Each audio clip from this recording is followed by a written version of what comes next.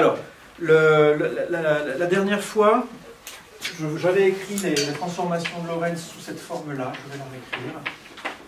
CD' est égal à CT avec un gamma devant moins V sur C fois X. X' est égal à gamma, facteur de X moins V fois V sur C fois CT. Je vais l'écrire comme ça peut paraître un peu tordu, mais c'est pour qu'il y ait le facteur V sur C qui intervienne partout. Là, c'est souvent plus facile d'exprimer, de calculer V sur C, de calculer les ordres de grandeur avec V sur C qu'avec V lui-même, parce que je vais vous faire un tableau tout à l'heure de valeur de V sur C données. On aura ça en tête, on pourra s'y référer quand on veut faire des applications numériques. Je vous rappelle ce que disent les équations qui sont ici. Elles relient les coordonnées de différents événements dans un référentiel R initial. X et T, ce sont deux coordonnées dans un référentiel R initial. On fait un changement de référentiel, on passe dans un autre référentiel qui est en vitesse, qui est en mouvement à la vitesse grand V par rapport au second. Les coordonnées dans ce nouveau référentiel sont données par ça, si on veut que la vitesse de la lumière soit invariante par changement de référentiel. En faisant ce changement de coordonnées-là, on a vu la dernière fois, et je vais refaire d'ailleurs le calcul tout à l'heure, on a vu que la vitesse de la lumière est effectivement la même dans les deux référentiels. Je vais reprendre à partir d'ici, et en particulier ce que je vais faire, ça va un petit peu reprendre la partie notamment sur la transformation relativiste des vitesses, parce que je me suis rendu compte aussi en regardant le film que c'était rapide en fait. Je ne sais pas si vous avez eu le temps de tout suivre et tout ça, donc je vais le refaire un petit peu plus calmement au fil de ce qu'on va faire aujourd'hui. Alors d'abord, on va examiner quelques conséquences de cette transformation de Lorentz. Là, on a vu la dernière fois que ça tendait vers la transformation de Galilée quand la vitesse était faible. On peut commencer par voir ce que ça veut dire des vitesses faibles. Qu'est-ce qu'on appelle des vitesses faibles, des vitesses fortes en relativité? Vous voyez que le facteur ici important, c'est V sur C. Hein. Tout est relatif à la vitesse de la lumière. Et on va écrire quelques valeurs de cette grandeur. Bêta égale V sur C. Dans différentes situations de la vie de tous les jours. Par exemple, quelqu'un qui marche, quelqu'un qui est en voiture ou en train, quelqu'un qui est en avion. Qu'est-ce qu'il va plus vite qu'un avion? Fusée. Fusée, ouais, ok. Je vais mettre satellite artificiel, fusée si vous voulez. Quelque chose qu'on lance pour marcher autour de la Terre.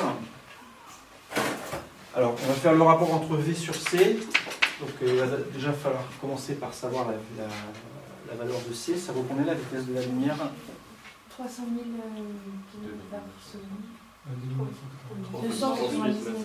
D'accord. J'entends 300 000 km par seconde. C'est ça? Ouais. L'ordre de grandeur et l'unité? Oui. Ok. 300 000 km par seconde. Ça fait 3 fois 10 puissance 8 mètres par seconde. 100 millions. Ça fait 300 millions de mètres par seconde. C'est vrai. Ce que vous avez dit était correct aussi. En kilomètres-heure, ça fait combien? 1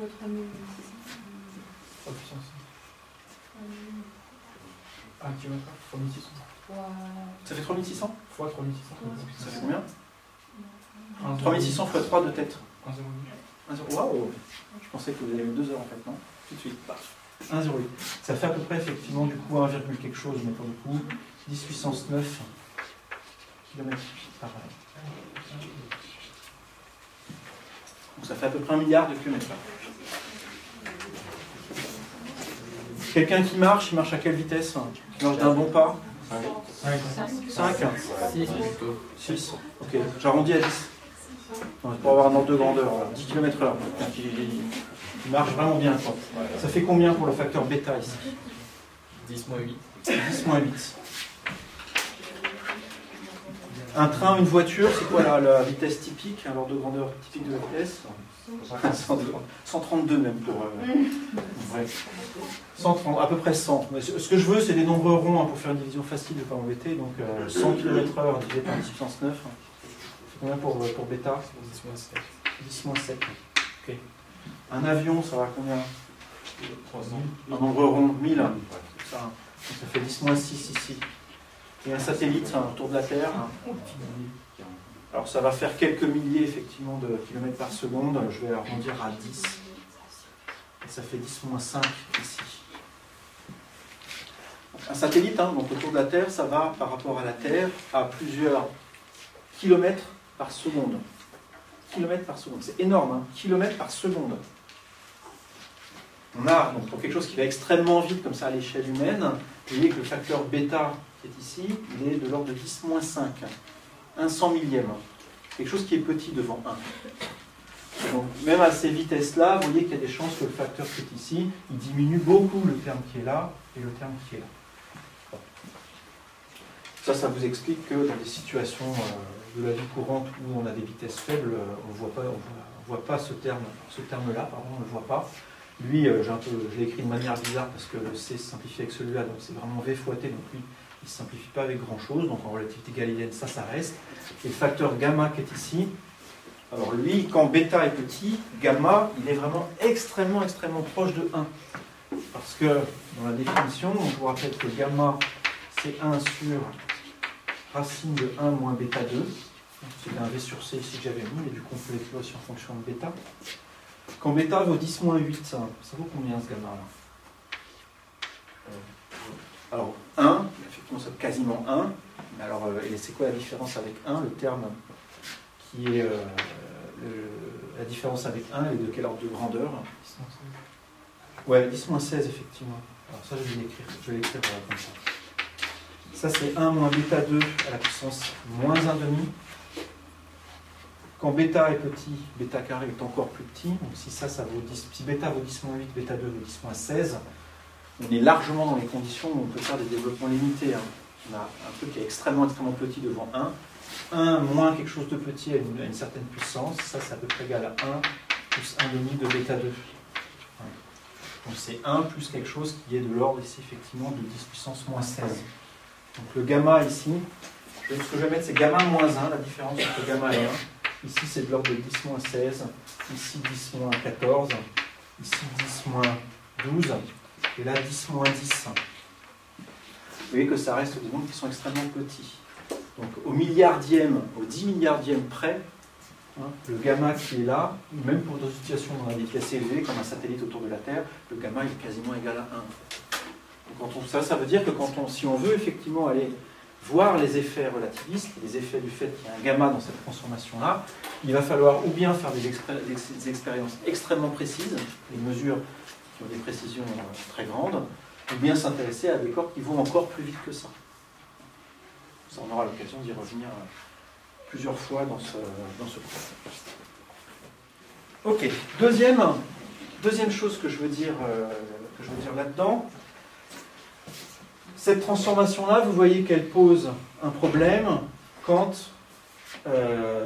ici bêta serait égal à 1. Dans une situation où bêta serait égal à 1, le gamma qui est ici n'est pas défini. 1 sur 0, on ne sait pas calculer, ça tend vers l'infini. Mais ça vient du fait qu'on ne peut pas attacher un référentiel à un photon, en fait, tout simplement. Alors tout simplement, ça me paraît un peu abusé, mais oui, ça va revenir à ça. Oui. Alors, pour cette histoire d'attacher un référentiel à un photon, alors je fais pas comme s'il avait tout répondu, je vais revenir sur ça, mais Einstein, la légende dit qu'une des premières questions qui s'est posée, c'est qu'est-ce qui se passe si je chevauche la lumière, si je me déplace à la vitesse de la lumière. On dirait aujourd'hui si je chevauche un photon, mais autour d'Einstein il n'y avait pas de photon, enfin pas quand il se posait cette question-là. Donc il se posait la question suivante. La lumière est une onde électromagnétique qui se propage à une certaine vitesse. Si moi je me déplace à la même vitesse, est-ce que je verrai autour de moi un champ électrostatique et un champ magnétostatique? Il s'est posé cette question-là. Effectivement, ça l'a amené à différentes réflexions et a montré notamment que, avec la relativité restreinte, cette question n'a pas de sens. On ne peut pas se mettre dans un référentiel qui va à la vitesse de la lumière. Donc, le V qui est ici, alors, quand je dis on ne peut pas, vous pouvez très bien me dire, mais moi j'ai envie. J'ai envie de considérer un référentiel qui suit la lumière. Vous avez vu tout à l'heure sur la vidéo, le petit montage là, avec le train, on voyait le front lumineux qui avançait des deux côtés. On peut très bien dire, je vais attacher un référentiel au front d'onde qui est en train d'avancer, puis faire l'étude de la physique dans ce référentiel-là. Vous pourriez très bien avoir envie de le faire. Le formalisme qui est ici ne vous le permet pas. Vous ne pourrez pas faire ça avec la transformation de Lorentz qui est ici, c'est une de ses limitations. Elle ne vous permet pas de vous mettre dans un référentiel qui va à la vitesse de la lumière. Ce n'est pas un problème, pour la raison que tu as évoquée, c'est-à-dire que de toute façon, on n'est jamais amené à se mettre dans un référentiel qui va à cette vitesse-là. En général, pourquoi on veut changer de référentiel? Parce qu'on veut se mettre du point de vue de quelqu'un qui bouge. Par exemple, on a une fusée ou un train qui est en train de passer, on se dit, tiens, comment verraient le monde les gens qui sont dans le train? On se met dans le référentiel du train et on fait de la physique comme ça. Il se trouve qu'on ne peut pas envoyer quelqu'un à la vitesse de la lumière. On verra ça plus tard quand on parlera de dynamique. Mais quand on accélère quelque chose, vous pouvez accélérer autant que vous voulez, sa vitesse va augmenter, va augmenter, va augmenter, mais ça va tendre asymptotiquement vers la vitesse de la lumière sans jamais l'atteindre. On ne peut pas envoyer un corps à la vitesse de la lumière, on ne peut pas. Quand on étudiera des questions liées à l'énergie, le E égale mc2, tout ça, on verra des versions plus élaborées de cette formule, et on verra qu'en fait il faudrait donner une énergie infinie à un corps pour l'emmener à la vitesse de la lumière. Donc on ne peut tout simplement pas. Donc là-dedans, on ne peut pas faire grand V est égal à C, ce n'est pas permis par le formalisme. Ça ne veut pas dire qu'on ne peut pas considérer des objets qui se déplacent à la vitesse de la lumière. Je peux étudier la lumière qui se déplace, mais il ne faut pas que je me place dans un référentiel qui va à la vitesse de la lumière. Je reviendrai à ça tout à l'heure quand je remontrerai la transformation des vitesses. Et du coup, pourquoi on considère un photon en fait? Pourquoi on considère une particule de lumière? Parce que du coup, je ne vois pas comment c'est conciliable avec le fait que la lumière dans tout référentiel se déplace à la même vitesse. Du coup, la lumière par rapport à elle-même, chaque photon devrait se déplacer à la vitesse de la lumière par rapport à... Mais alors, dans ta phrase, le problème, c'est que tu es attaché à des considérations galiléennes, tu as toute ta vie d'intuition galiléenne, donc tu penses de manière galiléenne, et tu emploies un mot comme « par rapport à la lumière ». Ça ne veut rien dire. Tu ne peux pas te mettre par rapport à la lumière. Tu ne peux pas te mettre à la place de la lumière et regarder autour de toi ce qui se passe. Tu ne peux pas. Personne ne peut faire ça. Je ne peux pas t'envoyer à la vitesse de la lumière pour faire l'expérience qui reflèterait la phrase que tu viens de dire. Oui, je comprends l'idée, oui, et pourquoi, mais du coup, je ne vois pas comment réagissent les photons par rapport les uns aux autres, en fait. Ça ne réagit pas beaucoup, un photon. Ça n'a pas trop de conversation. Et c'est une manifestation physique. Et ce n'est pas une manifestation physique qui peut elle-même faire de la physique. Un photon, il ne se pose pas de questions. D'accord ? Oui. Quand on parlera tout à l'heure de dilatation des durées, si à la limite, si on vraiment veut considérer, se mettre dans une limite singulière de ça, donc se mettre à la limite de là où c'est valable, dans le référentiel du photon, si on y arriverait, le temps ne s'écoule pas, par exemple. On verra tout à l'heure que plus on va dans un référentiel qui est rapide, moins le temps s'écoule rapidement. Dans la limite, on va à la vitesse de la lumière, le temps passe plus. Donc le photon, en fait, son temps de vie, il est nul. Il meurt en même temps qu'il naît, de son point de vue. Il est émis et il est mort. Point. Tout ce qui se passe entre les deux, le temps qui s'écoule entre les deux, c'est pour un autre observateur qui est en train de le regarder passer. Donc il n'a pas le temps de se dire grand-chose non plus, du coup, son photon. Un autre point aussi que je voudrais noter, on a vu que si on photographiait deux trains en train de se croiser et qu'on arrivait à photographier les horloges qui se trouvaient dans les trains, on avait vu que pour le train qui va par là et pour le train qui va par là, on a des indications différentes entre l'avant et l'arrière du train. Et on a vu que quand, par exemple, ici, on avait l'indication 1 seconde, on se retrouvait là avec une autre indication, 0,3 secondes. J'avais dû mettre ça comme chiffre. Et là, c'est l'inverse. Les indications qui sont là, donc ça, c'est les horloges qui sont attachées au train. Donc c'est ce que lisent les gens qui sont dans les trains. Là, s'il y a quelqu'un qui est assis là et qui regarde l'heure, au moment où on prend la photo, on voit quelqu'un comme ça qui regarde la lumière et il voit l'indication 1 seconde.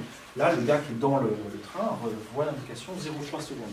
Nous, on est en train de prendre la photo du train en train de passer et on observe deux événements. Nous, on les observe de manière simultanée, mais ils n'ont pas eu lieu du tout en même temps pour les gens dans le train. C'est une des parties problématiques qu'on a déjà un petit peu abordées.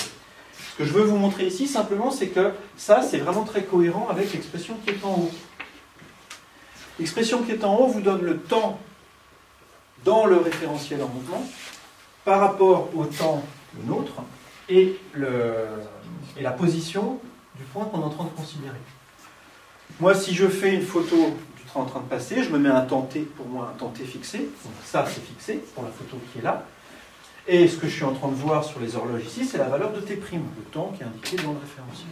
Et vous voyez qu'effectivement, dans la situation du haut, vous avez, si je dis que x c'est par là-bas, vous avez une vitesse qui est positive, donc le grand V ici est positif, et quand je passe de ce point-là à celui-là, à celui-là, à celui-là, on a x qui augmente. Si x augmente, ça veut dire que tout ça, ça augmente, il y a un signe moins dedans, donc ça veut dire que T' diminue. Quand je vais de là à là, T' diminue continuellement, et même ça diminue linéairement en fait. Donc là, du coup, on pourrait même graduer entre, ici on aurait 0,4, 0,5, 0,6, etc. On aurait tous les intermédiaires. Et on voit bien effectivement que le temps T' diminue quand on regarde les horloges qui vont du fond du train à l'avant du train. Et c'est tout à fait compatible avec ce qui est en bas aussi, parce que là, cette fois-ci, la vitesse V est dans l'autre sens, donc V est négatif. Donc le terme qui est ici est positif, et les vitesses, au contraire, augmentent quand on va dans ce sens-là. Donc ça nous montre qu'effectivement, le résultat qu'on avait obtenu ici avec un raisonnement qualitatif, il est confirmé par la transformation de Lorentz. Vas-y. Et le temps dans le train, il se trouve partout à la même vitesse? Alors voilà, c'est vraiment, on se heurte à ce genre de difficulté, c'est que les phrases, elles ont plein de sous-entendus qui ne sont pas forcément vrais. Tu dis le temps s'écoule de la même façon. Tu parles du temps de qui? Dans le même train. Donc si je suis un passager qui est en train d'être emporté par le train, ouais. Et un autre train à l'arrière du wagon, par exemple. d'accord, quelqu'un qui est dans le train à l'arrière et quelqu'un qui est dans le train à l'avant, d'accord, oui. Le temps s'écoule à la même vitesse? Oui. Et du coup, c'est quand qu'il y a eu un écart comme ça? Eh ben, il est tout le temps en fait, hein, dès le début. Si je prends cette photo-là un petit peu avant, pour moi, donc quand le train il est encore ici, j'aurais au lieu d'une seconde ici à l'arrière du train, j'aurais 0,8, et ici j'aurais du coup 0,1. Tu enlèves la même quantité à chaque fois. Ils sont jamais, pour nous, pour le train, on voit le train en train de passer, on ne voit jamais la même heure là que là. Jamais. C'est quand il accélère en fait que l'écart se creuse. Voilà, alors, donc effectivement, toi tu poses la question entre ce qui se passe entre le moment où il est à l'arrêt et nous on a tous la même heure, et puis il s'est mis en marche, on arrive à cette situation-là. Donc là tu es en train de parler d'un système qui est accéléré, et effectivement ça demanderait une analyse beaucoup plus fine. C'est au moment de l'accélération, effectivement, que les horloges se décalent aussi. En fait, chaque référentiel a une échelle de temps qui lui est propre. Alors tout à fait, à l'échelle de temps. En fait, chaque référentiel est muni d'horloges. Alors je ne l'ai peut-être pas dit de façon très explicite, mais je vais le faire maintenant. Ce qu'on appelle un référentiel en physique. Alors, on va faire la physique dans la salle qui est ici. Qu'est-ce que c'est qu'un référentiel? C'est un moyen de repérer dans l'espace les objets déjà. Donc on va mettre par exemple tout un tas de fils tendus verticaux, de fils tendus horizontaux et de fils tendus horizontaux comme ça. On aura tout un quadrillage. Et quand une particule ou un système est en train de passer à un endroit donné, Stung, elle tape dans le fil et puis hop, on sait qu'elle est à cette coordonnée-là. Ce qu'on a envie de savoir aussi, c'est à quel moment se fait chaque événement. Donc à chaque croisement de fil, on met une petite horloge. Donc on a tout un réseau comme ça de fils orthogonaux les uns aux autres avec des horloges à toutes les intersections. C'est ça un référentiel. Dans un référentiel en mouvement, la personne qui est dans le train en train de bouger, là par exemple, elle va prendre son référentiel, elle va mettre des horloges aussi à toutes les intersections, elle va synchroniser les horloges, faire en sorte qu'on puisse dire que deux événements interviennent de manière simultanée. Si par exemple on envoie de la lumière à partir d'ici, ça arrive en même temps aux deux bouts là. Ça, on peut déterminer ça en comparant les temps d'arrivée dans le référentiel du train. Et ce qu'on est en train de commencer à voir là, c'est que les horloges qui ont été mises en place par la personne qui est dans le train en train de bouger ne donnent pas la même heure que mes horloges à moi qui suis sur le quai.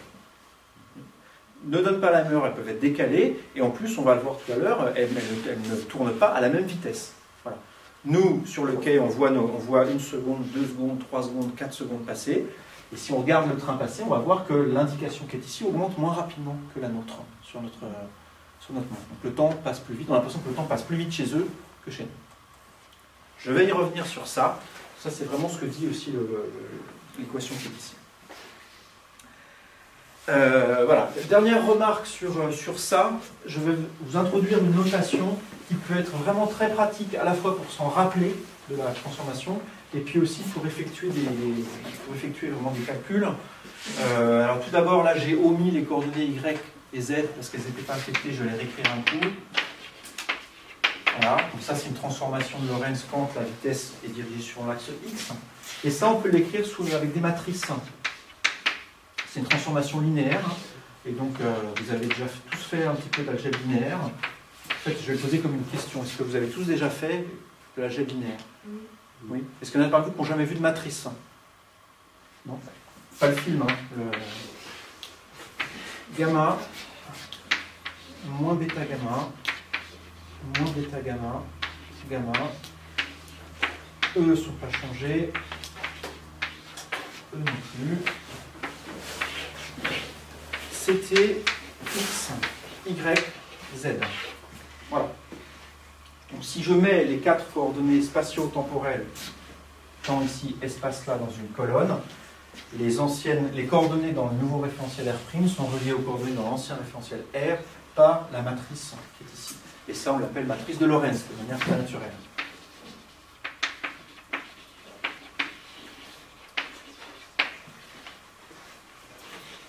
Quelque chose qui est facile à faire avec cette notation, par exemple, c'est d'enchaîner deux transformations de Lorentz. Si je vous dis, je suis dans un train qui va à une certaine vitesse par rapport au quai, et moi dans le train, je lance une cage à lapin vers l'avant à une certaine vitesse, et le lapin dans la cage fait de la physique. Donc là, il y a deux transformations successives qui ont été faites, et pour connaître comment on passe du référentiel final au référentiel initial, eh ben, on ferait un produit de deux matrices de ce type-là, en mettant pour bêta et pour gamma les grandeurs correspondant à la vitesse du train par rapport au sol, et dans l'autre matrice, celle du lapin par rapport, enfin celle de la cage à lapin par rapport au train. C'est quelque chose, on fera aussi l'exercice comme ça, et on peut montrer en fait que le produit de deux matrices comme ça s'écrit comme une matrice de Lorentz aussi. Ça se fait assez bien. Alors du coup, je reviens sur la transformation des vitesses. Donc j'avais fait le calcul hier, mais je vais le refaire ici un peu plus calmement, et puis on va prendre le temps vraiment de voir les conséquences de ça. Donc je vous ai demandé de faire un petit calcul, je vous demanderai tout à l'heure ce que vous avez trouvé, et puis aussi le fait qu'en remplaçant une vitesse par C dans l'expression, je me suis rendu compte hier que je suis allé vraiment très vite en fait, donc je vais le reprendre calmement. Donc ça, je vous rappelle que on peut écrire cette transformation, elle est aussi valable cette transformation avec des écarts de coordonnées, pas seulement avec les coordonnées elles-mêmes. Voilà, et delta x' est égal à gamma delta x moins v sur moins v fois delta t. Et je ne vais pas écrire les autres coordonnées. Donc ça, c'est l'écart de coordonnées entre deux événements dans le référentiel R', et ça, c'est l'écart de temps, de coordonnées temporelles entre ces mêmes événements. Si les événements qui sont ici correspondent au passage d'un point qui est ici à un temps t1 et ici à un temps t'2, pardon, je vais mettre t'. Si dans le référentiel t', on a un corps qui passe de x'1 à x'2 entre le temps t'1 et t'2, le rapport ici de la distance sur le temps, ça va être égal à la vitesse. Ce qu'on appelle la vitesse dans le référentiel R', c'est exactement donné par ça. Ça, vous êtes d'accord avec ça? Ça, c'est la définition élémentaire de la vitesse. Donc ça, on est arrivé hier à cette expression. Voilà la composition, l'expression qui donne la composition relativiste des vitesses.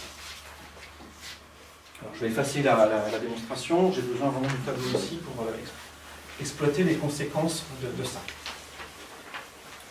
Donc, première chose, hein, ça ressemble pas mal finalement à V' égale V moins grand V. Donc si j'enlève le dénominateur, ça c'est la transformation galiléenne usuelle. La seule chose qui change, c'est le dénominateur ici. Donc, juste pour voir en quoi cette transformation diffère de celle qu'on utilise dans la vie de tous les jours, je vous ai demandé de calculer ça pour petit v est égal à... Non, pour grand V est égal à 100 km/h. Et V' est égal à 10 km/h.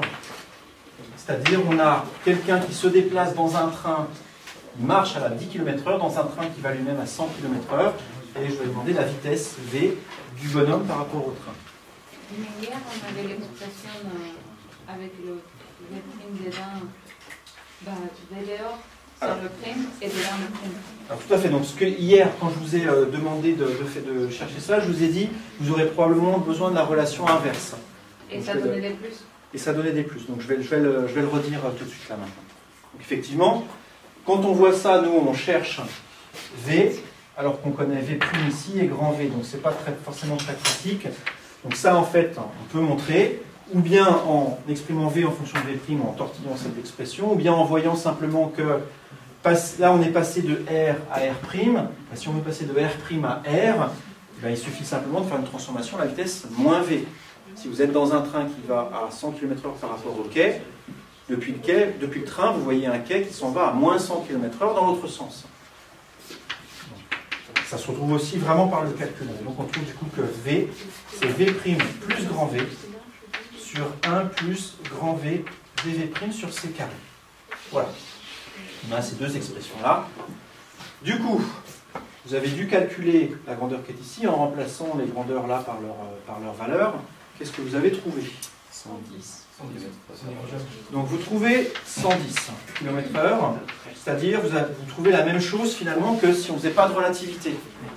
D'accord? Alors, est-ce que ça veut dire que le résultat est vraiment rigoureusement différent de la relativité?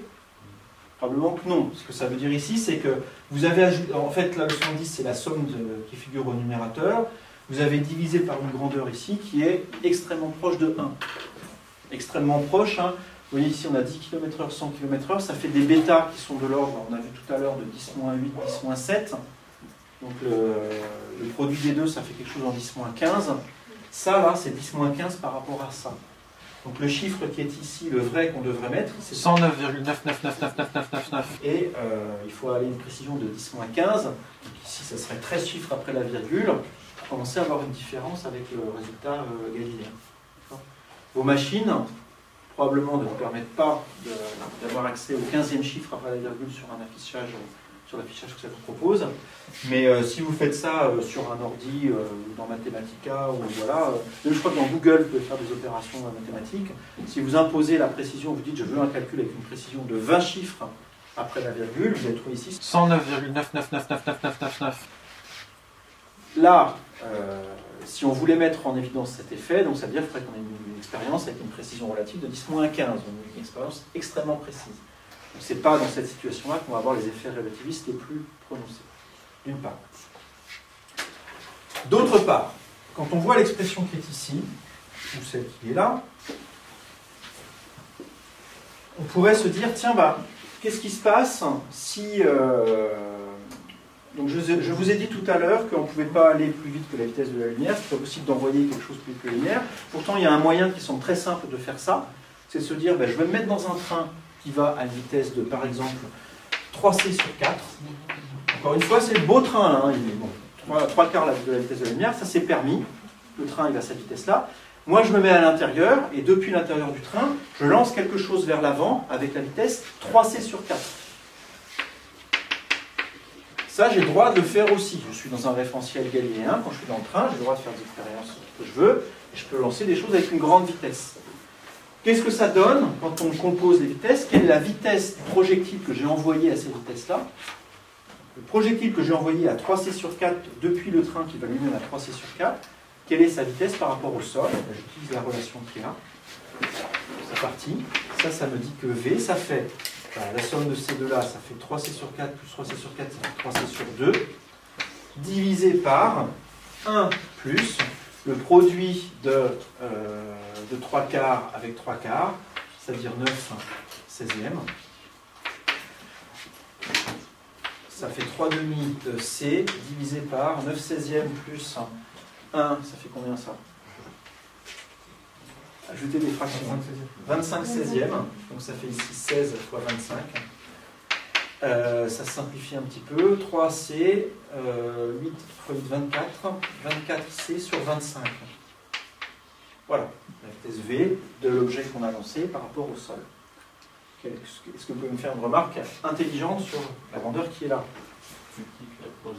Elle est plus petite que la vitesse de la lumière. Elle est proche de C, ça c'est certes, mais surtout elle est plus petite que la vitesse de la lumière. J'ai lancé quelque chose à une vitesse importante, depuis un objet qui a une vitesse importante. Naïvement, on se serait dit que la somme de ces trucs-là, ça va faire 3,5 de C, quelque chose qui est plus grand que la vitesse de la lumière. Eh bien non, le dénominateur qui est ici, là, qui tout à l'heure était complètement négligeable pour le gars qui marchait dans le train, voilà, là, dans ce cas-là, il est vraiment important. Il n'est pas négligeable du tout, et c'est lui qui sauve la mise, et qui fait que la vitesse, à la fin, est bien inférieure à la vitesse de la lumière. Et ça, vous pouvez prendre n'importe quelle vitesse ici plus petite que C et n'importe quelle vitesse plus petite que C, vous allez trouver à la fin une vitesse qui est encore plus petite que C. Voilà. Et ça, c'est ce que la transformée de Galilée explique pas, quoi. Elle aurait dit que c'était 3 demi de C. Tout à fait. La transformée de Galilée aurait dit que c'était 3 demi de C. Mais 3 quarts de C, c'est vraiment sa vraie vitesse dans le jeu condense. Oui. Je veux dire, vu que par rapport au sol, ça va plus vite. Non, tu es dans le train, tranquille, tu as un lance-boulette, un bon lance-boulette, tu le lances, toc, tu notes l'instant auquel tu l'as lancé sur ta montre, quelqu'un le reçoit à l'autre bout, il note la distance, il note le temps au bout duquel il l'a reçu. Vous savez la longueur du train, toi tu es assis là, l'autre il est assis là-bas, bah, tu te lèves, toc, tu fais toc, toc, tu regardes les pas où tu prends un mètre, la distance c'est un truc facile à mesurer, tu fais le rapport des deux, distance parcourue divisée par le temps mis pour parcourir, boum, tu as la vitesse. Et ça va donner ça. Donc oui, c'est la vraie vitesse. Et on pourrait faire la même chose par rapport au sol, prendre la distance qu'il a par rapport au sol. C'est ce que je viens de dire, finalement, ça revient à ça. Par rapport au sol, pardon. Par rapport au sol. Ok, tu veux dire par rapport à la distance, par exemple, sous les rails. Oui, oui, tout à fait. Et ce que tu vas trouver, c'est cette vitesse-là. Ah oui, et dernière chose avec ça, que j'avais déjà dit la dernière fois, mais je veux le reprendre une fois calmement. C'est ce qui se passe maintenant quand une des vitesses est égale à la vitesse de la lumière. Alors là, c'est là où je veux être un petit peu plus précis que ce que j'ai dit l'autre fois. Il ne s'agit pas, dans cette formule, de faire V est égal à C. Grand V, c'est la vitesse du référentiel R' par rapport au référentiel R. Et je vous ai dit que c'était débile. On ne peut pas là-dedans faire grand V égale C. Donc il ne s'agit pas de se mettre dans un référentiel qui va à la vitesse de la lumière. Donc ce n'est pas ça qu'on veut faire. Ce qu'on veut faire ici, c'est regarder comment se déplace la lumière et prendre par exemple le V' est égal à C. Par exemple, j'envoie de la lumière depuis le wagon, je suis dans le wagon, je fais une expansion lumineuse, j'envoie de la lumière d'un point à un autre. Voilà, donc la vitesse de la lumière dans le référentiel R' vaudra C. Le wagon, lui, se déplace à la vitesse grand V, que je ne précise pas, elle peut être n'importe laquelle. La question que je me pose, c'est quelle est la vitesse de la lumière par rapport au quai. D'accord ? La vitesse de la lumière vaut C par rapport au train, combien elle vaut par rapport au quai ? Sachant que le train va lui-même à la vitesse V. Pardon ? Oui, on va trouver C, hein, tout à fait. On va trouver C, on a tout fait pour ça. Je veux juste vous montrer que c'est effectivement le cas avec la formule qui est ici. Donc quand là-dedans je fais V' égale C, ça me dit que V est égal à C plus grand V sur 1 plus grand V. Ici j'ai C sur C carré, ça fait V sur C. Et si je mets C en facteur, ça fait 1 plus V sur C divisé par 1 plus V sur C. Et donc ça fait bien V est égal à C. On trouve que la vitesse de la lumière, c'est effectivement la même dans tous les références.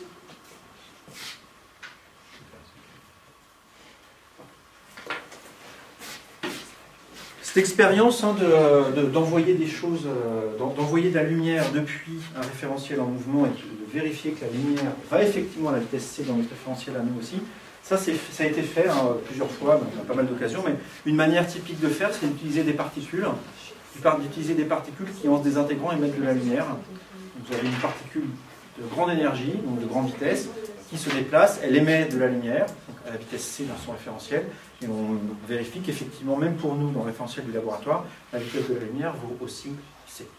C'est quelque chose qu'on a fait de manière vraiment détaillée en accélérateur. Ok, donc on en vient maintenant aux deux points qu'on a déjà un petit peu effleurés, mais dont finalement on n'a pas parlé de manière très quantitative. C'est d'une part la dilatation des durées et d'autre part la contraction des longueurs. Ça, je vais laisser au tableau parce qu'il va en avoir besoin.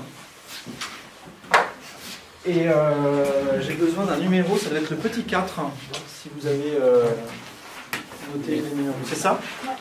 4.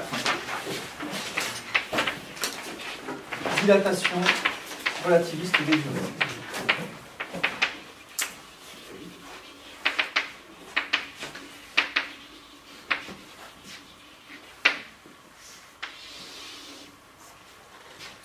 Imaginez la situation suivante, vous avez une horloge qui tic-tac, Et là, je me permets d'introduire le néologisme tic-taqué, verbe du premier groupe. Qui tic-tac, on va dire qu'elle va à la seconde, depuis le quai. D'accord? Elle est sur le quai, elle tic-tac.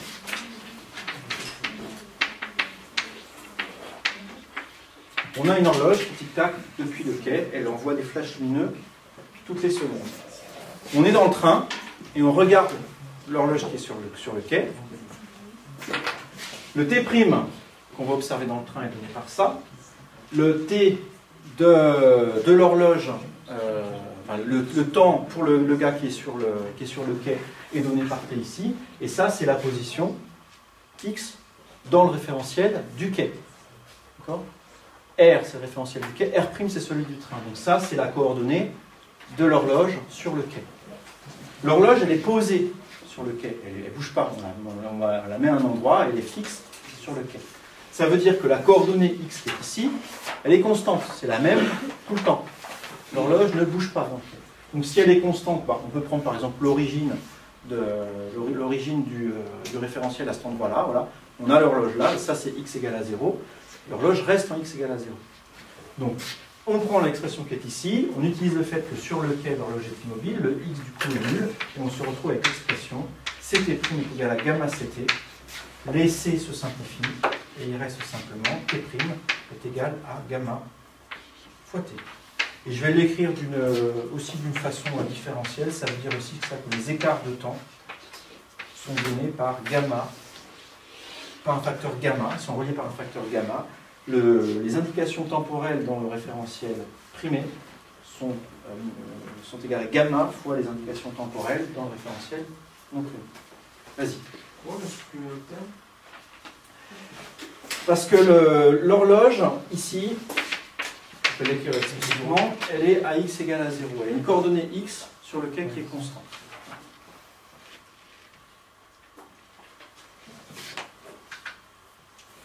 Donc, si vous avez une horloge qui est posée quelque part et que vous êtes en mouvement et que vous regardez cette horloge, vous allez voir que les indications temporelles pour vous sont plus grandes d'un facteur gamma que celles qui sont données par le sol. Si, par exemple, le gars qui est sur le sol regarde l'horloge, il est sur le quai et il voit effectivement que toutes les secondes, l'horloge émet une impulsion lumineuse, un éclair. Donc il va prendre delta t, le temps entre deux éclairs, pour lui c'est 1 seconde. Vous vous déplacez par rapport à l'horloge. Donc vous avez un gamma qui est plus grand que 1. Je ne sais pas si je l'ai dit tout à l'heure, mais gamma est toujours plus grand que 1 et d'autant plus grand que la vitesse séquence. Si gamma est plus grand que 1, ça veut dire que la quantité ici est plus grande que 1 seconde. Donc les delta t', les écarts de temps auxquels vous recevez les flashs dans le référentiel en mouvement sont plus grands que 1 seconde. Par exemple, toutes les 2 secondes, toutes les 3 secondes, vous allez recevoir des flashs. Donc ça vous dit bien que le temps ne s'écoule pas de la même façon depuis le référentiel du quai ou dans le référentiel du wagon. Et le rapport entre les deux, c'est vraiment le facteur gamma. Et alors, il ne s'agit pas de... C'est pas une illusion où... Enfin, vous voyez vraiment, vous avez un objet qui émet des impulsions toutes les secondes, et vous les voyez arriver toutes les 3 ou toutes les 4 secondes. Donc il y a vraiment une différence dans la façon dont le temps s'écoule. Là, ça devient délicat, et c'est là où en général ça pose problème, et pas... C'est vraiment pas évident à accepter dans un premier temps. C'est que si maintenant on fait le contraire, on met une horloge dans le train, on est sur le quai, l'horloge envoie des flashs lumineux toutes les secondes, on est sur le quai, on voit passer le train, on peut faire le même raisonnement que celui-là, et on va trouver que nous, on voit les flashs toutes les 3 secondes. Les indications temporelles, quand on voit passer l'horloge, on la voit tourner 3 fois moins vite, parce qu'elle tourne effectivement dans son référentiel propre.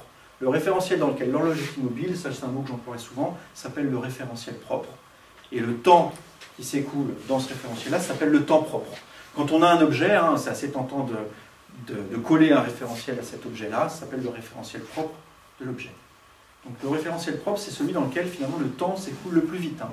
Vous avez une horloge, si vous êtes immobile par rapport à l'horloge, vous la voyez tourner, vous voyez un flash toutes les secondes, et si vous êtes en mouvement par rapport à cette horloge, eh ben vous voyez le temps s'écouler beaucoup plus...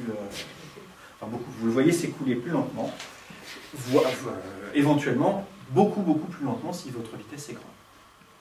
Donc du coup, si le train va dans l'autre sens, le temps il accélère? Non. Il n'y a pas d'indication de sens de vitesse là-dedans. Le gamma, je te rappelle, c'est 1 sur 1 moins v carré sur c carré. Il y a un carré ici. Donc la vitesse soit dans un sens ou dans l'autre, c'est la même chose. Ça ne dépend vraiment pas de la vitesse, enfin du sens de propagation. Alors ça, on a une indication, enfin on a plein d'indications que ça c'est correct, enfin, des preuves expérimentales. Une des plus surprenantes, c'est l'exemple des muons cosmiques. Muons cosmiques. Les muons, c'est des particules élémentaires qui ressemblent pas mal à l'électron. Ça a la même charge que l'électron, ça a la même spin que l'électron, et c'est plus lourd que l'électron. Voilà. Il n'y en a pas dans la matière ordinaire, ça se forme par certaines réactions physiques des particules. Voilà. Et c'était découvert au début du XXe siècle, hein, donc c'est un truc qu'on connaît bien. Et le muon est une particule instable. Vous prenez un muon qui s'est créé d'une manière ou d'une autre, vous le mettez dans une boîte, au bout d'un certain temps, enfin il y a une probabilité par unité de temps de se désintégrer, et son temps de vie typique, c'est la microseconde. C'est 2,2 microsecondes. Voilà. Alors, ces muons, il y en a qui sont, on arrive à en former en laboratoire avec en faisant des réactions physiques des particules, mais il y en a qui sont formés dans la nature aussi, tout seuls, qui sont formés dans l'atmosphère. Et le processus, c'est le suivant. La Terre, ici, est entourée d'une atmosphère que je ne représente pas du tout à l'échelle, elle est beaucoup plus fine que ça à l'échelle, il y a une atmosphère qui est ici. Et la Terre est entourée de tout un tas de trucs. On dit que l'espace est vide, mais il n'est pas tant que ça. Il y a notamment des particules de haute énergie qu'on appelle des rayons cosmiques, des protons de haute énergie, donc des noyaux d'hydrogène, hein, voilà, qui se baladent là-dedans dans toutes les directions avec des vitesses importantes. Et de temps en temps, il y en a qui arrivent ici au niveau de l'atmosphère. Et ces protons ont une vitesse vraiment importante. Et du coup, ils ont une probabilité de taper sur les molécules de l'atmosphère qui est vraiment importante. Ils ne vont pas passer dans l'atmosphère et puis juste arriver en bas, genre l'atterrissage de Apollo, c'est pas ça du tout. Le proton à de grande énergie arrive sur un ensemble ici de molécules, de beaucoup de molécules, l'air, et il a une grande chance de taper dessus, en fait il va taper très rapidement dessus, du coup de faire une réaction nucléaire et de faire tout un tas de trucs, de créer tout un tas d'autres particules. Ça, on y reviendra en détail après dans le cours. Hein. Pourquoi est-ce que, quand on envoie une particule sur l'autre, on peut en créer des nouvelles, mais il se trouve que c'est le cas. Et du coup, là, parmi les particules qui sont créées, il y a ces muons, ces particules instables qui sont créées là. Donc, au-dessus de l'atmosphère, vous avez en permanence des muons qui sont créés, des muons cosmiques. Ces muons, ils ont 2,2 secondes à vivre. Ça a intérêt de bien se passer comme dit, parce que c'est court. Hein. 2,2 microsecondes. La vitesse de la lumière, c'est 3 fois 10 puissance 8 mètres par seconde. Ça, je vais l'écrire en secondes, c'est 10 puissance moins 6 secondes. Si je fais le produit de ces deux choses-là, ça me dit la distance moyenne que ça parcourt avant de se désintégrer. Hein. J'ai mis la vitesse de la lumière ici, pardon, ça je suis allé un petit peu trop vite. Ils vont à une vitesse qui est effectivement très proche de la vitesse de la lumière. Pas exactement, mais c'est 2,99, enfin voilà, c'est une fraction vraiment très proche de 1 de la vitesse de la lumière. Donc, leur vitesse, elle est à peu près donnée par ça, leur temps de vie est donné par ça, le produit des deux, ça fait à peu près 600 mètres. Voilà. Donc au bout de 600 mètres, ces muons cosmiques devraient se désintégrer.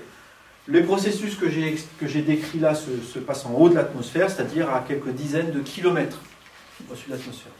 Dizaines de kilomètres au-dessus de nous, les muons sont créés et se désintègrent au bout de 600 mètres. Sauf que ce n'est pas du tout ce qui se passe. Ces muons, on en détecte sur Terre, à la surface, en quantité importante. En fait, ces muons ont une probabilité vraiment importante d'atteindre le bas de l'atmosphère. Si je refais ici un petit dessin, là c'est la Terre. Je fais un zoom là, la Terre n'est pas plate, mais voilà, je zoome sur une partie de la Terre donnée. Ça c'est le haut de l'atmosphère. Ce que je suis en train de vous dire ici, c'est que les muons sont créés dans cette région-là. Ils devraient, d'après le calcul qui est ici, se désintégrer là-dedans, sauf que non. Ce qui se passe, c'est que ces muons, c'est comme des petites horloges, ils tic-tac si vous voulez, mais ils font qu'un tic, voilà. Au bout de 2,2 microsecondes en moyenne, ils se désintègrent. Voilà. Nous, on est dans un référentiel en mouvement par rapport à ce muon, ils se déplacent à grande vitesse par rapport à nous, et donc leur temps de vie apparent est multiplié par ce facteur gamma. Le tic-tac de cette particule instable est démultiplié temporellement par un facteur gamma. Donc on a l'impression que tout se passe pour le muon gamma fois plus lentement. Donc il ne met pas 2,2 secondes à se désintégrer, 2,2 microsecondes, mais il met un temps beaucoup plus grand. Et gamma ici, c'est de l'ordre de 10 puissance 4, 10 puissance 5, ça peut vraiment être énorme. Et du coup, le temps de vie du muon pour nous, il est beaucoup plus grand. Et donc ça lui donne le temps au muon de parcourir toute l'atmosphère et d'arriver à la Terre. Vas-y. Et donc si, par exemple, la Terre serait vraiment immobile, Oui. le muon, il n'atteindrait pas le sol. Si, parce que c'est leur vitesse. C'est des petites horloges qui sont balancées. Ils sont créés ici, les muons, ils sont créés avec une vitesse importante vers le bas. Et nous, quand on regarde cette horloge qui se déplace vite, ben voilà, on a une horloge qui se déplace à une vitesse importante, donc à un gamma important par rapport à nous. C'est comme quand tout à l'heure j'ai parlé d'une horloge qu'on mettait dans le train. Nous, on est sur le quai, ici c'est la Terre. L'horloge dans le train, c'est le muon. Et quand on regarde l'horloge, on regarde le temps qui est indiqué par les horloges du train, on le voit passer plus lentement. Ben voilà, c'est le cas pour lui. On voit le temps du muon s'écouler plus lentement que dans le référentiel du muon. Lui, le référentiel du muon, si vous lui mettez un petit cosmonaute à muon à côté, lui, il voit qu'au bout de 2,2 secondes, il est mort. D'accord ? Ça peut vous paraître paradoxal, je reviendrai sur la notion du paradoxe lié à ça. Vas-y. C'est ce que vous venez de dire dans le cas d'une particule qui se désintègre. Ouais. Bah, c'est assez paradoxal parce que du point de vue de la Terre, ok, il tombera à cause du gamma, mais du point de vue de lui, il se désintègre avant. Ah ouais, d'accord, très bien. Alors je vais y répondre tout de suite du coup, parce que ça va nous faire languir. La résolution de ce paradoxe est la suivante. Certes, pour le muon, pour quelqu'un, le cosmonaute à muon qui est assis dessus là, ça dure que 2,2 microsecondes, mais il se passe autre chose pour lui. Le muon, ce qu'il voit, et le cosmonaute à muon avec, ce qu'il voit, il voit la Terre qui est en train d'arriver très vite vers eux, à une vitesse proche de la vitesse de la lumière, hein, et on va voir tout de suite après que quand on voit un corps qui se déplace par rapport à nous, ce corps, il est contracté. C'est ce qu'on a vu avec les trains l'autre fois, on a commencé à le voir un petit peu. Quand on regarde un train passer à grande vitesse, ce train, il a une longueur qui nous apparaît plus petite. Et bien là, le muon, il voit l'atmosphère arriver vers lui à grande vitesse. Cette atmosphère, comme elle a une grande vitesse, elle est contractée dans ce sens-là, dans le sens du déplacement. Et du coup, l'atmosphère pour le muon ne fait pas quelques dizaines de kilomètres d'épaisseur, mais est diminuée d'un facteur gamma, qui peut être énorme. En gros, fait quelques centaines de mètres. Pour le muon, à cause de la contraction des longueurs, l'atmosphère qu'il va traverser fait une centaine de mètres. Et donc, en 2,2 microsecondes, il a largement le temps de parcourir. Il atteint la Terre, de son point de vue aussi. Et on peut dire aussi que c'est la réflexion inverse, quoi. C'est la Terre qui arrive hyper vite à la vitesse du muon. Oui, c'est ce que j'essaye de dire, oui. Du point de vue du muon, la Terre arrive très vite vers lui. Donc ça revient au même. Ça revient au même, sauf que du point de vue de la Terre, on est en train de parler de dilatation des durées. Donc c'est un truc qui met longtemps. Au lieu de mettre 2,2 secondes, ça met beaucoup plus longtemps. Voilà. Du point de vue du muon, c'est la contraction des longueurs qui fait qu'il a le temps d'atteindre le sol. Alors, je vais l'écrire, la formule de contraction des longueurs, comme ça j'arrêterai de vous dire, on en parlera tout à l'heure, et puis on aura tous les éléments pour en discuter. Excusez-moi. Oui. Mais s'il ne touche pas la Terre, enfin si là il arrive à parcourir, même dans les 600 mètres, s'il arrive à parcourir les 600 mètres. Vas-y, reprends, depuis le début. Excusez-moi. Dans l'atmosphère, là, je crois que c'est quand on disait, quand on était dans notre référentiel, enfin dans le référentiel de la Terre, qui parle pour les 600 mètres, c'est ça? Il parcourrait 600 mètres si son temps de vie était effectivement de 2,2 microsecondes. Donc si on fait un raisonnement galiléen en se disant j'ai une particule qui va vivre 2 microsecondes, en gros voilà la distance qu'elle va parcourir. D'accord, mais dans cette situation-là, elle n'arrive pas à toucher la Terre. Et même si elle arrive à toucher la Terre, parce que ce que je viens de dire n'est pas correct, on n'est pas dans une situation galiléenne. D'accord, okay. Comme elle a une vitesse importante, en fait le temps apparent pour ce muon, il est multiplié par un facteur gamma qui peut être énorme. Donc en fait, son temps est beaucoup plus... Mais alors cette notion de particule instable, elle vous dérange peut-être parce que vous n'êtes pas habitué à ça, mais pensez vraiment à des horloges. Hein. Vous avez une montre qui fait tic-tac, puis vous l'envoyez très rapidement. Ce que vous allez voir quand la montre passe devant vous, c'est vraiment tic, tac, tic. C'est vraiment ça. Voilà, je l'ai fait passer doucement parce que sinon j'aurais pas le temps, mais vous voyez, c'est vraiment ça qui se passe. Hein. On voit les éclairs lumineux, on entend les tic-tac, c'est espacé par des temps beaucoup plus longs que dans le référentiel de la personne qui est assise dessus. La personne qui est assise dessus, là, sur la montre, elle entend tic-tac, tic-tac, les vraies secondes, quoi. Nous, on les entend dilater. C'est vraiment une vraie dilatation des vélos. Vas-y. Ça, c'est parce que faut le temps que la lumière arrive vers nous. Non, c'est pas lié au temps que... c'est pas lié à ce temps-là. Dans l'expérience que je parle ici, on peut vraiment prendre en photo les horloges qui sont collées aux vitres des trains en prenant un temps quasiment nul de transfert. Par exemple, imagine que tu es le train avec sa vitre là et ces horloges qui sont sur la vitre. Tu mets les horloges vraiment contre la vitre et tu mets les appareils photo dans ton référentiel à toi à 1 mm de la vitre. D'accord ? Tu as un train qui n'a pas trop de trucs qui dépassent. Tu as les appareils photo à 1 mm de la vitre et tu prends vraiment quasiment, pas exactement, mais quasiment en instantané. Disons qu'avec un temps aussi court que tu veux entre la prise de vue, enfin le moment où le photon est parti de l'horloge et celui où ça arrive, et c'est pas ce temps-là qui fait la différence. D'accord ?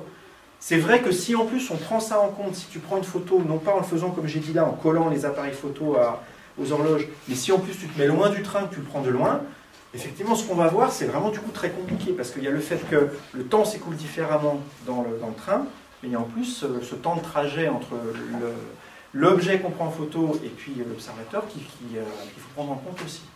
Là, je ne parle pas du tout de cet effet-là, c'est pas ça qui m'intéresse ici. Je suppose qu'on arrive à prendre en photo de manière instantanée les objets à l'instant donné.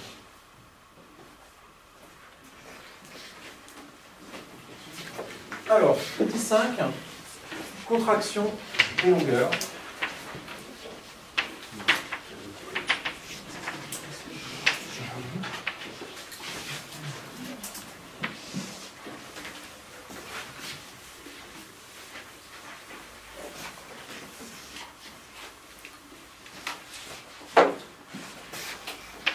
Je vais réécrire les deux lois de transformation. Je les ai écrites depuis tout à l'heure avec des C, donc j'ai fait ici aussi. Ça, vous avez commencé à la connaître.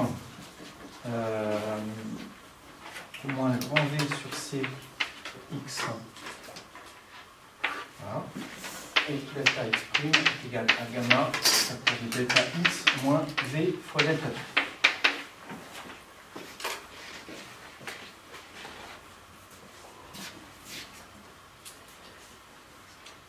Imaginons que j'ai un objet de longueur grand L. Je reprends la baramine.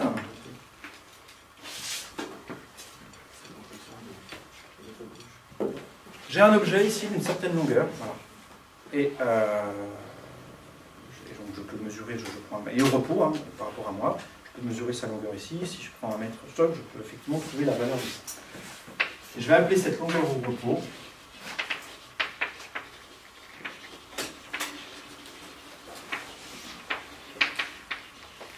L0. Donc longueur au repos, hein, ça veut dire je me mets dans un référentiel dans lequel l'objet est immobile. S'il est en train de bouger, ben je le suis. Je m'assois dessus en fait. Voilà. Je peux pas le faire parce que c'est ridicule devant la caméra, mais je m'assois sur ce machin-là et je mesure sa longueur avec un mètre. La question qu'on se pose, c'est maintenant, imaginons que quelqu'un a une certaine vitesse par rapport à nous et nous voit passer. Ça pourrait être par exemple, je suis dans le train, je suis assis dans le train avec ça, je le montre à la fenêtre comme ça, et quelqu'un depuis le quai veut mesurer la longueur de la règle que je suis en train de lui montrer. Donc, la question que je me pose, c'est ça. Quelle est sa longueur pour un observateur en mouvement?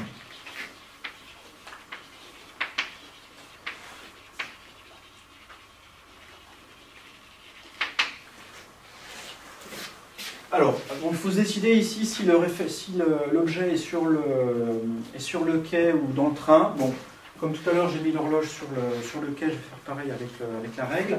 Donc ici, l'objet est envers au repos, ça, et ça, je vais mettre ici que ça, c'est sur le quai. Voilà. C'est posé sur le quai, et quelqu'un qui va être en train de se déplacer dans un train par exemple, il dit tiens, il y a une règle sur le quai, combien de mesure, et il va essayer de faire la mesure. Du coup, lui, c'est dans le train.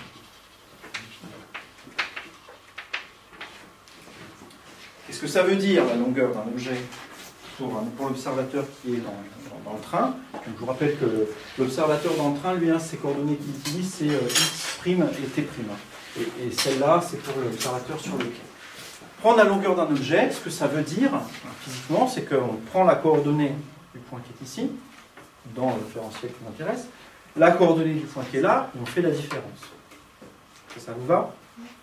La longueur qu'on cherche, elle, ici, c'est delta x prime. La longueur, ce que j'ai appelé delta x prime, c'est vraiment la différence de x prime entre une extrémité et l'autre. Mais, attention, quand le... Donc ça, c'est sur le quai, l'objet il est sur le quai, moi je suis en train de passer. Si l'objet est posé sur le quai, ça veut dire que par rapport à moi, il est en mouvement, donc sa coordonnée x', elle est en train de changer. Chacune des coordonnées x', la coordonnée x' d'une extrémité de la règle est en train de changer au cours du temps. Hein, par rapport à moi, bah oui, ils sont en train de s'éloigner par là-bas. Et la deuxième coordonnée, celle de l'autre extrémité, est aussi en train de changer au cours du temps. Donc les x', les coordonnées de l'objet en mouvement, changent. Là, je ne suis pas en train d'inventer la roue. Hein. Un truc qui est en mouvement, donc ses coordonnées changent. La question qu'il faut se poser ici, du coup, c'est à quel instant est-ce que je fais la mesure? Et c'est là où est la subtilité du tableau qui va être ici. Il faut évidemment que je prenne des coordonnées x' d'une extrémité et x' de l'autre au même moment. D'accord? Si c'est en train de bouger comme ça, je ne vais pas prendre la coordonnée de lui, tiens, je vais faire ça bien, c'est en train de passer, je dis bon, ça c'est où? Ok, c'est là, puis après j'attends une seconde, je vais voir l'autre et je prends là. Non, je le fasse en même temps. Où est-ce que sont les deux extrémités à un temps donné? À un temps donné, pour moi, dans le référentiel dans lequel je fais la mesure. Donc ça, il faut que ça soit au même instant, enfin au même instant t'. Il faut que les deux coordonnées x' des extrémités de la règle soient prises au même temps t'. Vas-y. Prime, c'est pour le référentiel du quai. Non, prime, c'est toujours celui du train, hein, depuis le début. R, c'est le quai, R', c'est le train. Alors pourquoi delta x prime? Parce que là, moi, je suis dans le train. Là. Moi, la question que je me pose, c'est, je suis dans le train et je veux mesurer la longueur de la règle. Celle depuis le quai, je la connais, un CL0, il était posé, ça se mesure facilement. Vas-y. Ouais, mais c'est pareil, ça va poser problème, ça. Je répète le problème qu'on se pose. La règle est sur le quai, moi je suis dans le train, je suis en train d'avancer, et je me pose la question de quelle est la longueur de cette règle. Pour moi, dans mon référentiel à moi, lié au train. Donc ce sont donc bien des différences de coordonnées x', celle dans mon référentiel à moi, et je veux que ça soit le même temps pour moi. D'accord? Donc au même instant t'. C'est-à-dire, il faut que delta t', pour ces deux événements ici, soit égal à 0. Bon ben voilà, une fois qu'on a écrit ça, le reste c'est juste des manipulations, mais si on a delta t' est égal à 0, ben je vais voir dans l'expression qui est là. Ça me dit qu'on doit forcément avoir que c delta t est égal à v sur c delta x. J'ai juste dit que la parenthèse là était nulle, hein. Donc voilà. Et moi ce que je cherche c'est delta x'. Et du coup delta x' ici c'est gamma facteur de delta x moins v, et je vais remplacer delta t par l'expression que je trouve ici, c'est-à-dire ça me dit que delta t c'est v sur c carré fois delta x. Ouais. Donc ce que j'ai fait ici, hein, j'ai remplacé le delta t qui est là par celui qui m'était donné par la relation là, celle qui exprimait que les temps t' devaient être égaux. Je peux mettre du coup delta x en facteur, le gamma aussi. Je trouve ici 1 moins v carré sur c2. Et ça, si vous vous rappelez de l'expression de gamma c'est racine de 1 moins v carré sur c2. Donc vous voyez que ça divisé par ça, il reste que la racine carrée en haut du coup. Ça fait delta x fois racine de 1 moins v carré sur c2. Et ça vous dit que delta x' est égal à delta x sur gamma. C'est-à-dire que la longueur ici qu'on est en train de chercher dans le référentiel R', c'est le delta x. Donc ça, c'est les différences de coordonnées dans le référentiel de départ, c'est-à-dire c'est L0 finalement. Delta x c'est L0, c'est L0 sur gamma. Donc les distances sont bien contractées d'un facteur gamma. Je vais écrire ce résultat quelque part sans effacer le reste. Je vais l'écrire ici comme ça, L. Donc, je vais l'écrire avec les delta x. Delta x' c'est égal à delta x sur gamma, c'est aussi L0 sur gamma. Voilà. Dans le référentiel en mouvement, on a l'impression que le corps a une longueur plus petite que celle dans son référentiel au retour. C'est ça qu'on appelle la contraction des longueurs. Oui. On a l'impression que c'est... Alors, je dis on a l'impression. J'ai pas envie de dire l'objet a une longueur. Parce qu'en fait, l'objet, justement, le message de tout ça, c'est que l'objet, il n'a pas une longueur donnée. Ça ne veut rien dire la longueur de l'objet. Mais ce qu'il faut savoir, c'est la longueur de l'objet pour qui? Pour quel référentiel? Donc, effectivement, il ne faut pas que j'emploie trop le mot l'impression que, parce que donc, on peut laisser penser que c'est juste une illusion. Quelqu'un avait posé une question l'autre fois sur le fait que la contraction pourrait être due aux molécules qui changent ou je ne sais pas quoi. Je vais en dire deux mots de ça. Mais comme tout à l'heure pour l'effet temporel, la contraction des longueurs qui est ici, c'est un effet qui est réciproque. Hein. C'est-à-dire que cet objet-là, si vous le faites en double, vous en donnez un à deux personnes, vous allez les rencontrer, vous les mettez côte à côte, qu'elles sont vraiment pareilles, on en prend un chacun. Quelqu'un va avec son bâton dans le train et vous êtes sur le quai, tac. Vous faites l'expérience, vous, depuis le quai, vous mettez ça devant vous, la personne qui passe en train va mesurer votre bâton dans son référentiel mouvement, va avoir l'impression que votre bâton est plus court que le sien. L'autre personne, vous pouvez aussi mesurer la longueur du bâton du gars qui est en train de passer, et vous allez mesurer que l'autre bâton est plus court que le vôtre. Chacun a l'impression que le bâton de l'autre est plus court que le sien. L'effet est réciproque. Donc c'est pas juste une illusion, enfin c'est quand même c'est un peu plus complexe que ça. Vous voyez aussi que le facteur qui intervient ici, c'est gamma. Et le facteur qui intervenait tout à l'heure dans la dilatation des temps, on avait que delta P' est égal à gamma fois delta T. Je le réécris aussi ici pour avoir les deux. C'est le même facteur gamma qui est ici, et ça nous permet de voir que quantitativement, la résolution du paradoxe que je disais tout à l'heure avec les muons, là, elle marche. Hein. C'est-à-dire que le muon qui a un temps de vie court, quand nous on le voit passer depuis la Terre, on a l'impression que son temps de vie est augmenté d'un facteur gamma, donc il a gamma fois plus de temps pour se désintégrer. Depuis le référentiel qui est lié au muon, le muon il a le temps de vie qu'il a, mais les distances sont contractées d'un facteur gamma, donc il a gamma moins fois de distance à parcourir avant de se désintégrer. Et c'est le même facteur gamma dans les deux cas. Donc ça montre qu'effectivement, s'il se désintègre au bout de 2,2 secondes dans son référentiel à lui, on va obtenir le même point de désintégration qu'on se place du point de vue du muon ou plus qu'on se place du point de vue de la Terre. Simplement parce que les effets ici sont quantitativement les mêmes. Je voulais vous dire un truc super percutant. Est-ce que j'ai le temps de vous dire un truc percutant? Maintenant, j'ai le temps de vous titiller un peu en fait. Ouais, 4 minutes.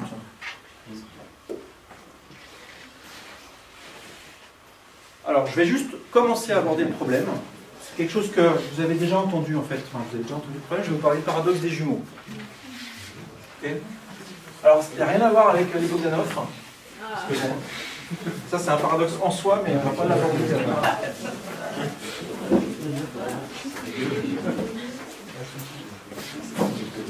Et ça je coupe, parce que sinon j'ai un procès. Hein. Non, parce que ça veut dire qu'ils regardent les vidéos. Il n'y a aucune chance.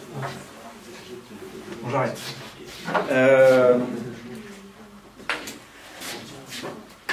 Allez, ça mérite même un numéro spécial. 5, 6. Paradoxe des jumeaux.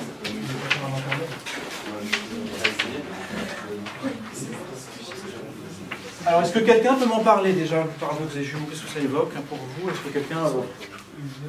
Alors, tiens, vas-y, toi qui me parles moins. Si jamais il y avait des jumeaux qui naissaient sur la Terre, que vous mettez un dans une fusée qui irait à la vitesse de la lumière et qui faisait la Terre plus tard sur la planète, il serait moins vieux que l'autre qui serait resté sur la planète. Je suis en train de décompresser ce que tu as dit. Ouais, alors, sauf qu'à la vitesse de la lumière, on peut pas... Enfin, vous avez dit que c'était pas possible. Un peu moins. Un peu moins. Okay. Ça vous parle? Ouais. Non. Est-ce qu'il y en a à qui ça parle pas, mais qui auraient voulu dire autre chose? Non. Alors effectivement, le problème, je vais le redire en plus lentement, parce que, ouais. Donc c'est le suivant, on a un jumal qui est ici, et donc ils ont vraiment, donc ils sont nés en même temps, c'est des vrais jumeaux, ouais.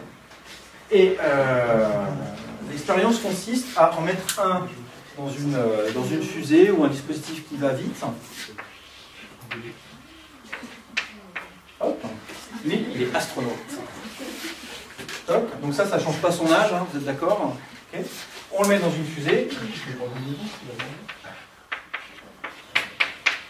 Il part. Il n'est plus là. Il part, il a fait un voyage. Il se retrouve à partir par là-bas, stop, à la vitesse, à une certaine vitesse, V, que éventuellement peut prendre assez grande, une fraction appréciable de la vitesse de la lumière. D'après la relation qui est ici, donc ce qu'on a envie de dire, c'est que la personne qui est ici voit son jumeau partir voyager dans une fusée, donc elle a l'impression que le temps, dans le référentiel de ce cas-là, s'écoule plus vite, s'écoule plus lentement que dans le sien. Donc elle a l'impression que elle, son temps à elle, passe plus vite que là. Donc si elle avait moyen de voir le gars, d'être assez rapidement loin, mais imaginons qu'elle a un moyen de savoir quel est l'état du gars, en fait elle va avoir l'impression que ce jumeau-là vieillit moins vite que lui finalement. D'accord ? Même ce gars-là, ce qu'il peut faire pour s'en assurer, c'est que tout d'un coup il peut faire demi-tour, revenir à la même vitesse V. D'accord ? Stop. Suite du dessin animé. Il revient par là. Stop. Il se pose. Il vient se mettre à côté ici. Et si l'analyse de la personne qui est ici est correcte, lui a passé beaucoup de temps dans un référentiel qui était en mouvement par rapport au premier. Donc lui devrait être plus jeune.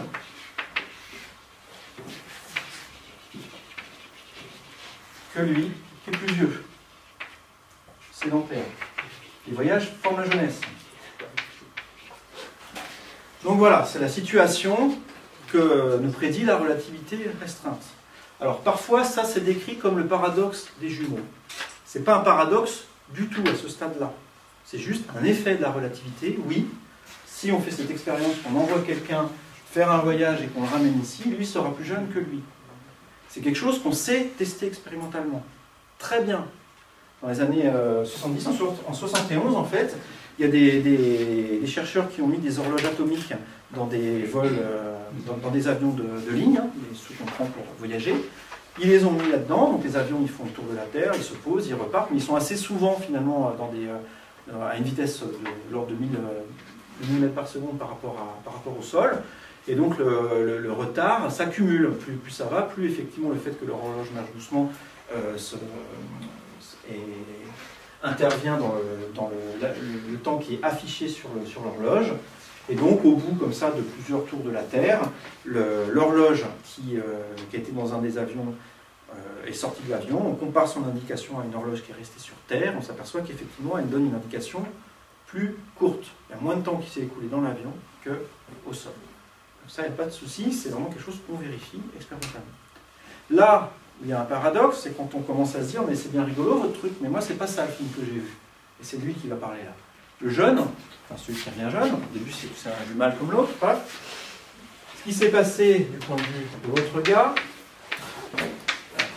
je reprends depuis le début, stock, ils sont là, ils viennent de naître, ils sont copains. Lui, on lui met... On dit, tu seras cosmonaute. On te met une fusée autour, très bien. Et de son point de vue à lui, ce qui se passe, c'est qu'il voit la Terre partir, son frère dessus, d'accord, à la vitesse V. C'est ça qu'il voit, lui. Hein. De son point de vue à lui, il se dit, oula, lui, il a la vitesse V par rapport à moi.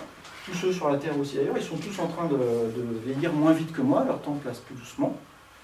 Bon. Au bout d'un moment, il se dit, oh là, tiens, c'est bizarre, paf, ils reviennent vers moi, je vais pouvoir vérifier, ils reviennent à la même vitesse V, stop. La Terre revient, la Terre se pose tranquillement en dessous de la fusée qui est ici, stop. On lui enlève sa combinaison.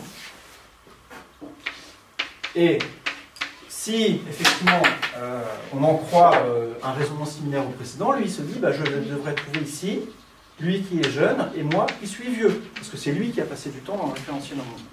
Voilà.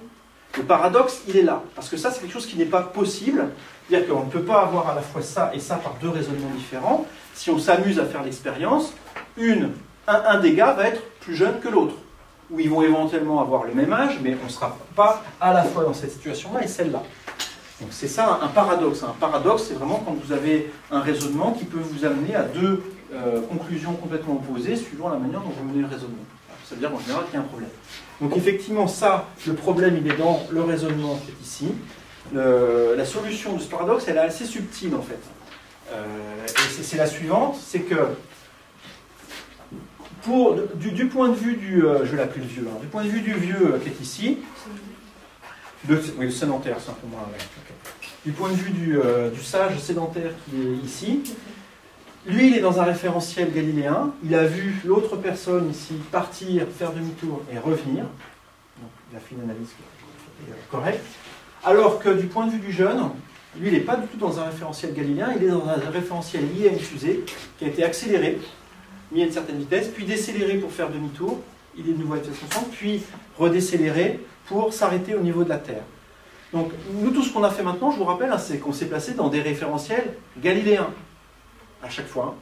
Lui, le deuxième, là, il n'est pas dans un référentiel galiléen. Donc, il n'a pas le droit d'appliquer tout ce que je viens de dire avant, il n'a pas le droit de faire les raisonnements que j'ai dit avant. Il y a des moyens en relativité restreinte de faire des analyses dans des référentiels qui sont accélérés. Ça dépasse largement du cadre de ce que je vous dire ici, mais on peut. Et on trouve effectivement qu'on retrouve le résultat qui est ici. C'est effectivement celui qui est parti, qui est revenu, qui est plus jeune que le précédent. Okay. Je m'arrête là pour ça et pour aujourd'hui d'ailleurs. Si ça vous laisse dubitatif, c'est normal. Si vous avez l'impression d'avoir absolument tout compris de manière hyper claire, c'est pas normal. D'accord ? Enfin, c'est des choses qui sont perturbantes. Certains raisonnements sont subtils. N'hésitez pas à les reprendre, n'hésitez pas à me poser des questions et à intervenir comme ça en cours ou en TV quand vous avez des questions.